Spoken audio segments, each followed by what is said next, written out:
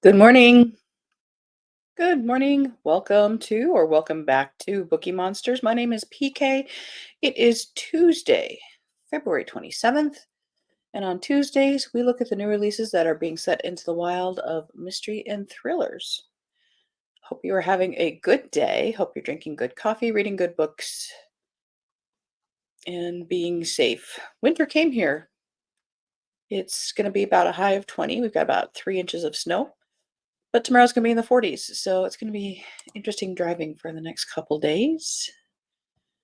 At least it's not gonna stick around. Kim says, "Good morning, all." And Mary says, "Good morning, everyone, and happy Tuesday." And Mary asks Kim, "Were you successful in getting in touch with your doctor's office?" Sure hope so. Yeah.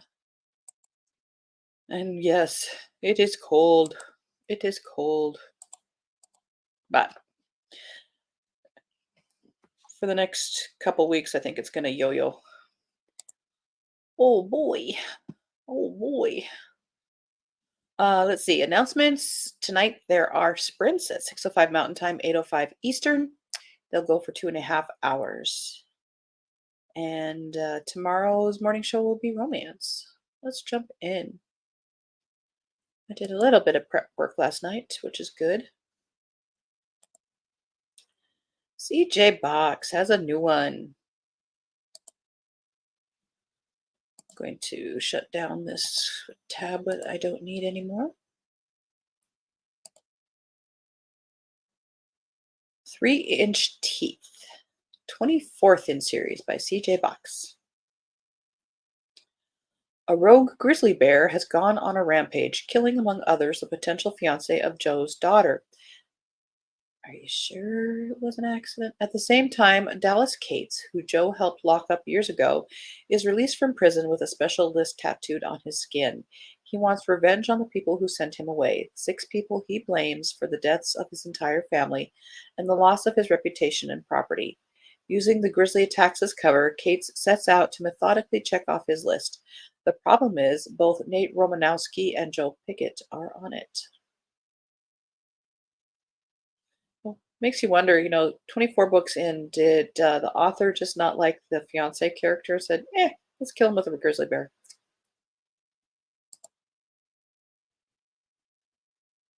What's that line from Shakespeare? Just randomly, suddenly, a bear. Helen says, "Good afternoon." Hello, Helen. Thank you for being here. Mary says, "I like CJ Box. Good mysteries usually." Exactly. Nice, solid. Kim, I talked to them yesterday. Want to send me to gyno? And I said no. I would say the same thing. Not having issues, and they wouldn't even be discussing it if they hadn't seen something on the CT scan. And we can discuss it again if something changes. I'm glad you are able to make an informed decision. That is good. Leave No Trace, a national parks thriller by A.J. Landau. This is the first in a potential series, it looks like. In a daring, brutal act of terrorism, an explosion rocks and topples the Statue of Liberty. Special Agent Michael Walker of the National Park Service is awakened by his boss with that news and sent to New York as the agent in charge. Not long after he lands, he learns 2 things. One, that Gina Delgado of the FBI has been placed in charge of the investigation as the lead of the Joint Terrorism Task Force, and 2, that threats of a second terrorism attack are already being called into the media. While barred from the meetings of the Joint Task for his lack of security clearance, Walker finds a young boy among the survivors with a critical piece of information, a video linking the attackers to the assault. As a radical domestic terrorist group led by a shadowy figure known only as Jeremiah threatens further attacks against America's cultural symbols, powerful forces within the government are misleading the investigation to further their own radical agenda. This would normally be something that I would check further, but I'm a little leery now with that second paragraph. Makes me think there might be activism rather than crime story.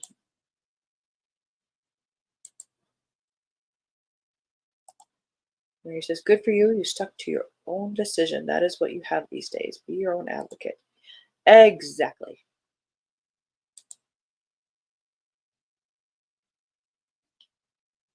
My Name Was Eden by Eleanor Barker White. Psychological debut. One twin vanished, the other twin remained, until now. Dot, dot, dot, dot, dot, dot. When her daughter Eden came home from the hospital, Lucy was profoundly relieved. Eden had survived a drowning incident and had no apparent brain damage, no serious injuries, not even a scratch on her. Lucy fervently welcomed having a second chance at being the good mother she should have been before her daughter's accident. Until Eden tells her that Eden isn't her name, until she starts calling herself Ellie, the name Lucy had reserved for Eden's unborn twin. "Don't worry," says the doctor. "Eden is completely fine," says her husband. "Of course I'm fine," Eden says, with that strange new smiles of her. "I didn't die. I'm here." But Lucy knows something's very wrong with Eden. She's not her maddening, complicated teenage girl anymore. This straight-backed, even-tempered, steady-eyed child in her house is someone else entirely. Eden, it seems, is the twin who disappeared. Okay, too creepy for me.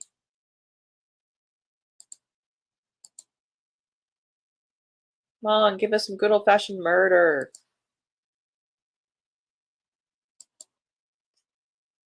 Trapped in Yosemite by, oh, must be National Park Week.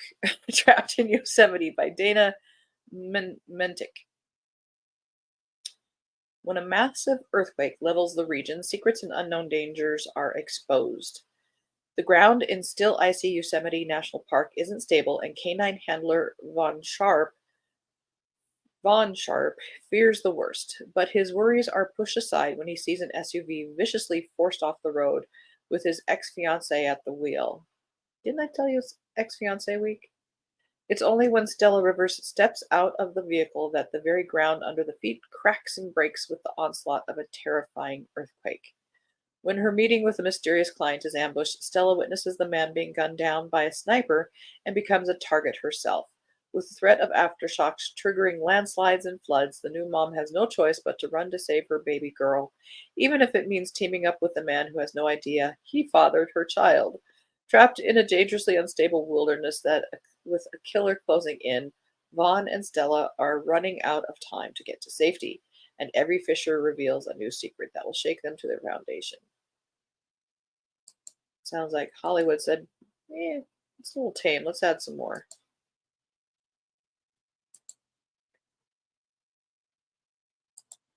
I'm more concerned about why I'm losing weight and can hardly eat than about cataracts. I'm getting okay. We'll be concerned with you and help. You're not alone. Ghost Island by Max Seek. Fourth in the Ghosts of the Past series. On a secluded island, homicide detective Jessica Nemi must investigate a drowning that is tied to a frightening ghostly legend. Jessica is put on leave after a violent altercation between her and a belligerent man makes headlines. To escape the unwanted scrutiny, Jessica travels to a remote island in the Åland archipelago and rents a room at a small seaside inn. She's hoping to be left alone as she faces the possibility that she is losing what is left of her sanity. But three elderly visitors have arrived at the inn for their yearly sojourn. Jessica learns that they are the remaining Birds of Spring, former refugees who fled Finland as children during World War II and lived together for a few months in an orphanage on the island. The orphanage no longer exists, but the local legend about one of its inhabitants, a girl named Maja, still haunts the surviving orphans. Every evening, Maja would put on her blue coat and stand on the pier looking out at the dark water until one night she disappeared and was never seen again. When one of the birds of spring is found dead, drowned alongside the same pier, and Jessica learns about two other deaths from the past also connected to the orphanage, she has no choice but to try and put the pieces of this terrifying mystery together. Jessica can't be sure whether she's facing a killer or, just like the legend says, the ghost of Maja, the girl in the blue coat. Uncertain what is real and what is not, Jessica desperately searches for answers and she hopes will stop the murders and finally silence her own demons once and for all.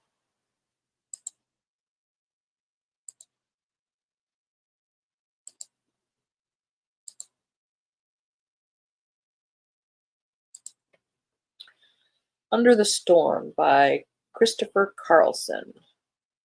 And it must be from in translation because we also have a translator. Oh, out of Sweden. Cool. On a cold November night, a farmhouse burns to the ground. Inside, a young woman is found dead, not from the fire, but murdered. To the people in the community, in the rural community of Marbach, this becomes, and I apologize, I will probably say these names wrong. This becomes a reference point, a before and after. For 10-year-old Isaac Nyquist is it sets in motion something he cannot control, igniting his future in an unpredictable inferno. The police focus their attention on Edvard Christensen, the boyfriend of the murdered woman and Isaac's beloved uncle. After a quick investigation, Edvard is found guilty and sentenced to life in prison, and Marbach believes it can return to its innocence. Vidar Jorgensen, the rookie officer who first responded to the fire, prides himself on helping solve the murder. Little does he know that this will become the defining case of his career and that it will drive him to the brink of professional and personal disaster and link his fate to young Isaac's. If you're into the Nordic crime stuff, there is another contender.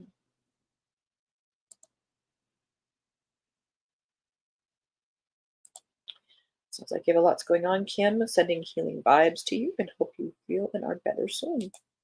Good. Mary, I usually like Scandinavian mysteries, usually kind of dark, but almost always good. Absolutely. Ranch Dressing, a Samantha Kidd mystery.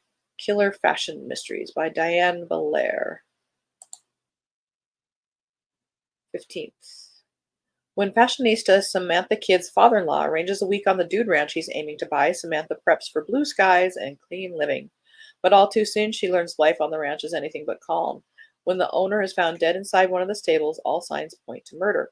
As Samantha wrangles clue after clue, she smells something rotten, and it's not manure. In her quest for the truth, she encounters quirky cowhands, brazen barrel racers, and suspicious horseplay, not to mention a social paradigm straight from the 1800s. Can Samantha bring justice to the Wild West of eastern New Jersey, or will a renegade ranch dweller get away with murder?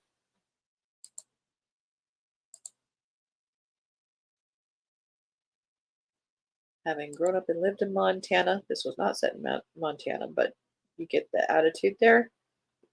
You get kind of eye rolling about the attitude. The Phalanx Code, a Garrett Sinclair novel by A.J. Tata. Tata. That's wonderful. Book 3 in the Garrett Sinclair series. Thank you. Doctors are decreasing the dosage of one of my medications. We are hoping that will help. Better less medication as a test rather than let's keep piling on more, which they tend to do.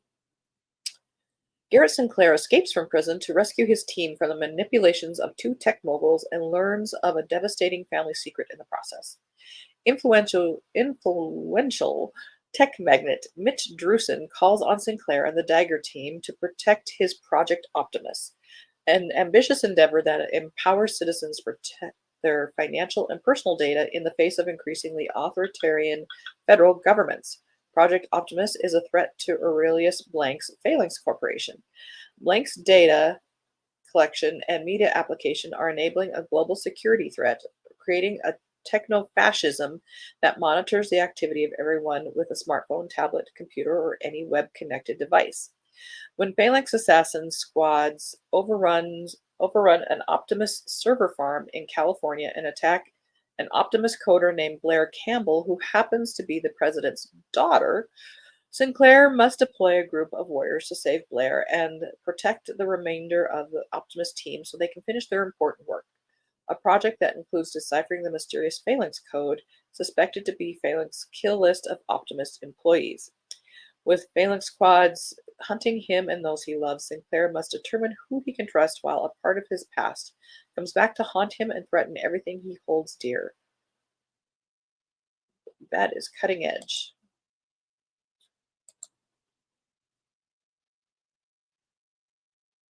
And I think I would want to find out more. I'm just praying it doesn't negate what's been done for my A1C. Yep, I get it. I don't know if I've mentioned it, but Steve is diabetic and has been since his early 20s. The Rumor Game by Thomas Mullen. A determined reporter and a reluctant FBI agent face off against fascist elements. Oh, fascist is the word of the day in this gripping historical thriller set in World War II era Boston. Reporter Anne Lemire writes The Rumor Clinic, a newspaper column that disproves the many harmful rumors floating around town, some of them spread by Axis spies and others just gossip mixed with fear and ignorance. Tired of chasing silly rumors about Rosie Riveter's safety on the job, she wants to write about something bigger. Special Agent Devin Mulvey, one of the few Catholics at the FBI, spends his weekdays preventing industrial sabotage and his Sundays spying on clerics with suspect loyalties, and he spends his evenings wooing the many lonely women whose husbands are off at war. What a winner! When Anne's story about Nazi propaganda intersects with Devin's investigation into the death of a factory worker, the two are led down a dangerous trail of espionage, organized crime, and domestic fascism, one that implicates their own tangled past and threatens to engulf the city in violence.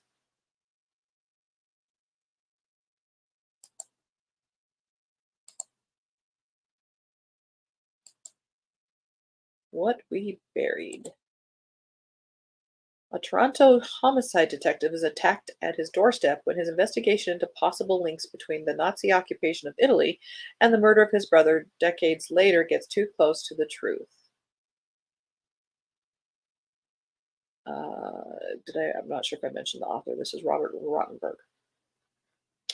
It's been years since Daniel Kennicott's brother Michael was shot and killed the night before he was about to depart for Gubbio, Italy. The case, never solved, has haunted Daniel ever since. Long suspecting the killer was tied to Michael's planned trip, but overwhelmed with grief, Daniel has put off going there until now, the 10th anniversary of the murder. As he's about to leave, Daniel learns that his two mentors, detectives Ari Green and Nora Baring, have been more involved in the investigation of Michael's murder than he ever knew. And they're concerned about Daniel's safety. But why? Is Daniel risking his life and those of others by trying to uncover the truth? When Daniel arrives in the bucolic Italian hill town, he learns the past has not been put to rest. Residents are still haunted by the brutal Nazi occupation, the brave acts of the local freedom fighters, and the swift savagery of German retribution. And as Daniel delves into his family's deadly connection to Gubbio, Ari Green searches for a killer closer to home. This is inspired by a true story of the 40 martyrs of Gubbio, Italy during World War II. Interesting.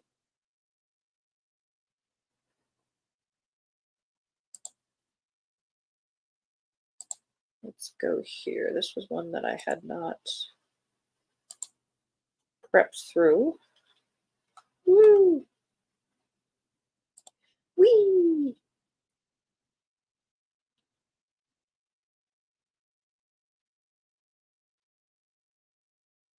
Hmm.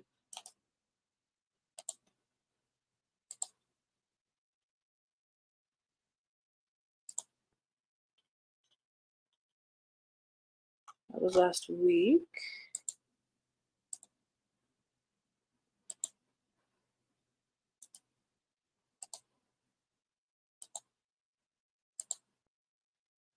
That was a couple weeks ago.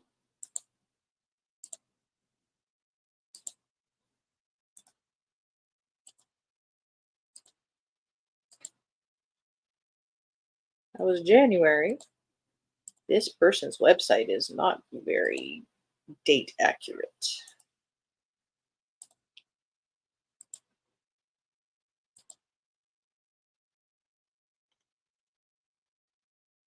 Last week or so.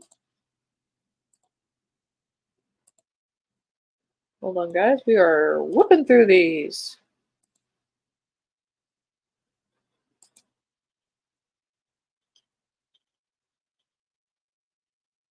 A couple weeks ago. All right.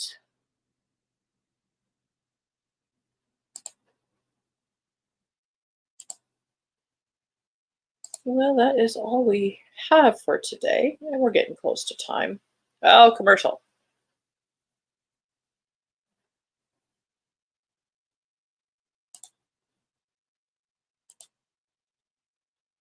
All right, I'm going to close a couple more tabs here.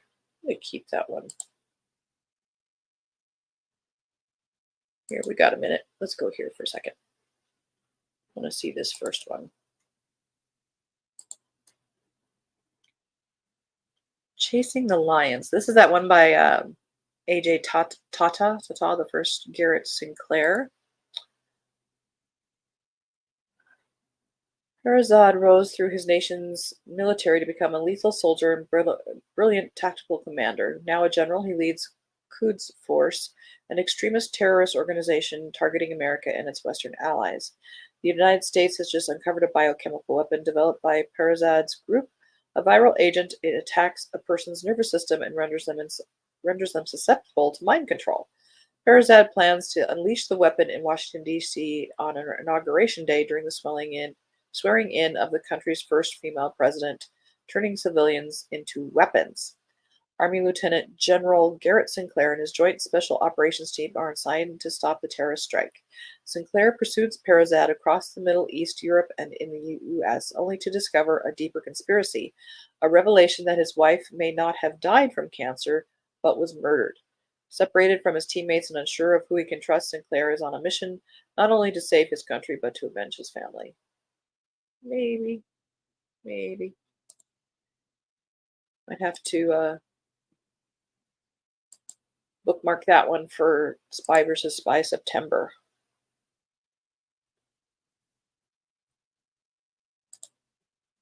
Down to 5.7 on Mounjaro. Is Mounjaro the one that helps with weight loss, or is that Ozempic? I know one of them is sought after for that added benefit. Might explain your weight loss, if so. On both of them. Wow, if your mystery is the normal, it seems like. Yeah, we might be in a little lull this week. That's why she's decreasing it to see if that helps me being so sick. Yeah. With all the bad stuff about Ozempic, it, started out beneficial, but there are side effects, I've heard. So I'm glad you are being monitored and you are monitoring. That is good. All righty. Well, that is it for today. Again, we do have sprints tonight at 6:05 Mountain Time, 8:05 Eastern. It probably will be closer to the 6:05 mark with the way the roads are today. So probably no early start tonight. Tomorrow we'll be looking at the romance. Hopefully there's a slew of them, unlike today. Oh wow. But we got to know what's out there. That's why we do this. So everybody be safe, be warm if you are in the northern part of the country. Be safe, be happy, read good books, drink good things. Good day, baseball tonight. Oh, and Dustin says, have a good day, everybody. Oh, thank you, Dustin. And Mary says, have a great day. Drive carefully, stay warm, and feel better soon, Kim. Yes, yes, sending good vibes. And Helen's in bye. Thank you guys so much for being here. I appreciate you. You have no idea. And as the banner says here, don't be a bookworm, be a bookie monster. Nom nom nom. Have a good day. Hopefully see you tonight. God bless.